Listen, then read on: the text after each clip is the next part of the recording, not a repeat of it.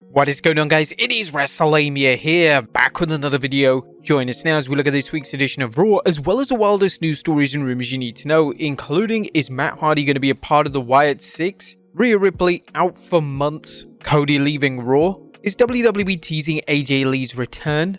F-bombs at WWE Superstar, and much more. Be sure to subscribe and hit that notification bell for daily wrestling videos, and follow us on Facebook for exclusive lists. Also check out our new videos on Wrestlelamia XL. As always, we won't recap the show, but just look at the good, the bad, and the downright ugly. As always, we start off with the good as number 1, Sami gets the hero's welcome he deserves. Last night was a well-deserved homecoming for Sami Zayn as the new IC champion got the celebration some fans think he should have had if the WWE had him defeat Roman Reigns for the Undisputed Championship. Nevertheless, last night's appearance was great and the WWE earned bonus points by having Sami enter the ring from the crowd. While the post-match beatdown on Sami was eerily reminiscent of Vince McMahon's penchant for having horrible things happen to babyfaces when they wrestle in their hometown, it did serve as a storyline purpose and helped cement Chad Gable's heel status. Number 2, why Chad why? A predictable turn but could lead to big things. Chad Gable has been stuck in a rut for years, and hopefully last night's heel turn will give him the jumpstart he needs for a solid singles push. While Gable's turn was predictable, it was effective and made sense as the announcers hinted he snapped following his latest loss in pursuing his dream of winning the championship.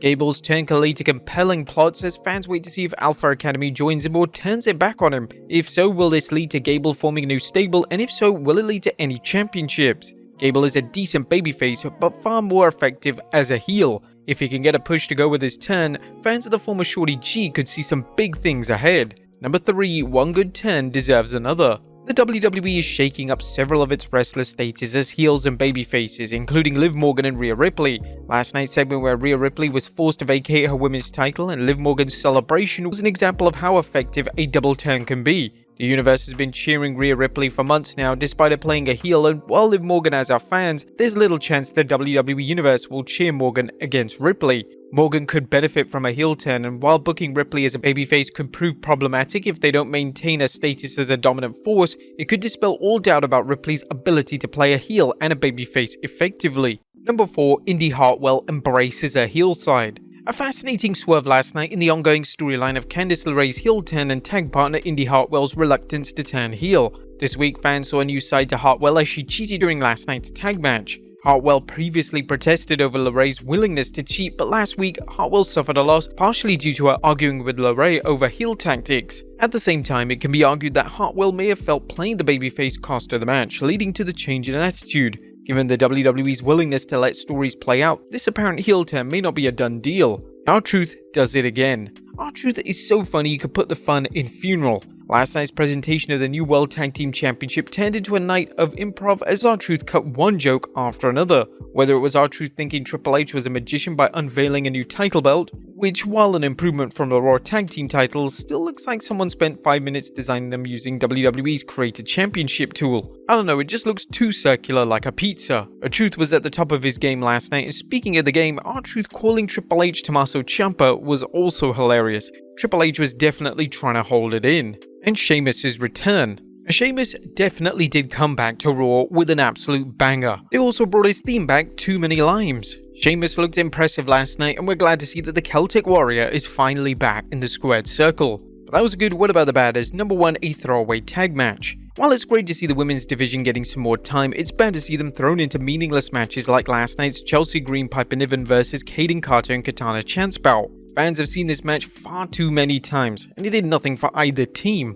Number 2, WWE rushing the crowning of a new women's champion. Why is the WWE rushing the crowning of a new women's champ? Some fans are upset that the WWE stripped Rhea Ripley of her title rather than giving her time to recover, much as they did with Seth Rollins. While we understand the WWE wants to capitalize on Ripley's injury with a storyline that she never lost the title, thus making a more dramatic return, why is the promotion rushing things to determine a new champion? They spent weeks with tournaments just to determine a number 1 contender, so why the hurry? And themes are so bad. And we did recently devote an entire video to how WWE's current crop of entrance themes are largely rubbish, but we think Humble Wrestling on X put it perfectly.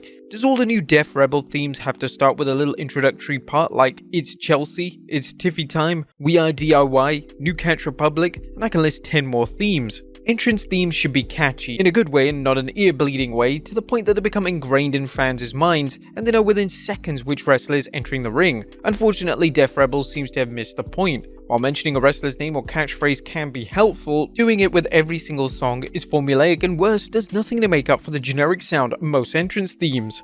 And there was nothing downright ugly. It was an exciting main event with the WWE capitalizing on Montreal's love for Sami Zayn, not only to celebrate his win, but to launch Chad Gable's Kurt Angle-esque heel turn. The rest of the show kept things moving with in-ring segments and several great matches. It's clear that the WWE is hard at work on building to the next few months worth of storylines. What did you guys think of Raw last night? Let us know in the comments down below. Now let's move on to the news.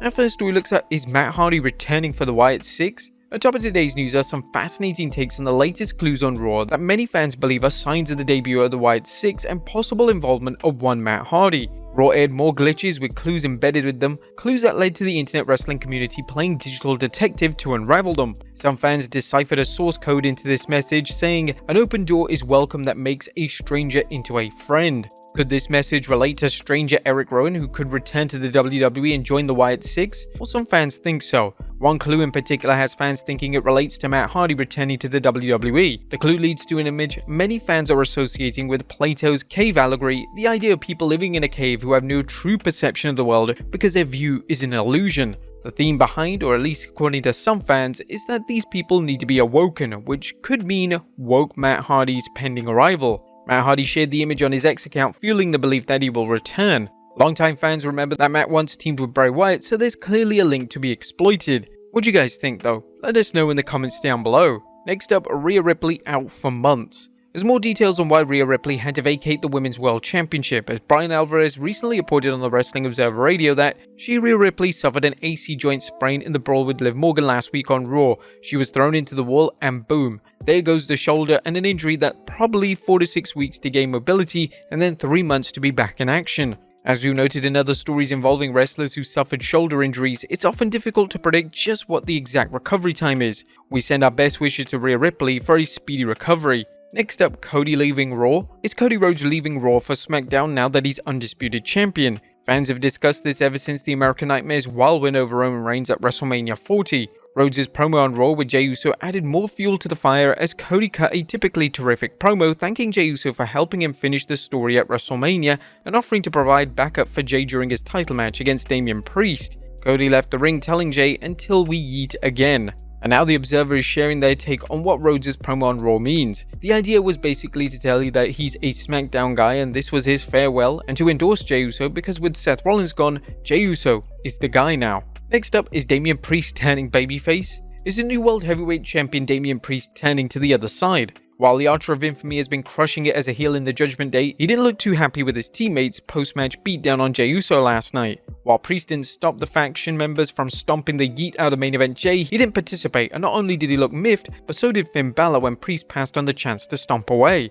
With Rhea Ripley sidelined for the next few months, can the Judgment Day stay intact, or will Ripley come back to find the clubhouse is empty? Equally important is Priest's apparent babyface turn happening soon. While the WWE teased a face turn for Priest last year, the storyline quickly vanished. Next up, Montreal Lobs F-bombs at Chad Gable. Chad Gable's heinous post-match attack on Sami Zayn led to fans not only booing him, but laying into him with some TVMA language. Sami's hometown fans in Montreal lobbed F-bombs at Gable, voicing their disgust with Gable's betrayal of Sami. It'll be interesting to see if the WWE can maintain this level of heat with Master Gable in other arenas. Next up, a top Team AEW-Bound. It looks like TNA Wrestling's loss could be All Elite Wrestling's gain, as BodySlam.net's Cassidy Haynes is exclusively reporting, after speaking to sources, I can now confirm that the Motor City Machine Guns are headed to AEW. Sources have told me that AEW and the Motor City Machine Guns are working on finalizing a deal. It was noted that the deal is not going to be finalized for a bit. However, the decision has been made and a deal will be worked out. Chris Sabin and Alex Shelley are a phenomenal veteran team that has much to offer any promotion's tag team division.